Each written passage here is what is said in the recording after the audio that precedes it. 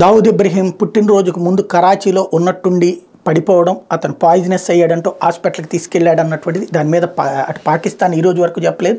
అయితే దావుద్ బర్త్డే మాత్రం ఈసారి ఘనంగా జరగలేదు అన్నటువంటి మాట వాస్తవం. ఎందుకంటే మన బాలీవుడ్ హీరోలు బాలీవుడ్ హీరోయిన్లు అందరూ ఇక్కడే ఉన్నారు కదా, పాకిస్తాన్కి పోలేదు కదా, కాబట్టి అక్కడ ఏదో సంథింగ్ జరిగింది. అదేంటనేది ఇంకా తేలలేదు. అతను పోయాడన్న విషయాన్ని పాకిస్తాన్ కూడా బయటికి చెప్పదు, కానీ వాడికి సంబంధించి పోయాడన్నటువంటి ప్రచారం కూడా జరిగింది. ఇంతకుముందు కూడా అట్లాగే జరిగింది కాబట్టి ఎంతవరకు నిజం అన్నది తెలియదు. అయితే వాడికి సంబంధించినటువంటి ఆస్తుల వేలం మాత్రం ఇండియాలో ఉన్నటువంటి ఆస్తుల వేలం, ముంబై రత్నగిరి ఆస్తుల్ని ప్రభుత్వం జనవరి 5, 2024 వేలం వేయబోతోంది. దావుద్ బతికున్నట్లయితే ఎన్డీఏ ప్రభుత్వం చేసినటువంటి భారీ చర్య తర్వాత అయితే టెన్షన్ పడక తప్పదు. మరి బతికున్నట్లే తెలియదు. దావుద్ జన్మస్థలమైన రత్నగిరి కేట్ తాలూకాలోని బంగ్లాలు, మామిడి తోటలతో సహా 4 ఆస్తుల్ని జప్తు చేశారు.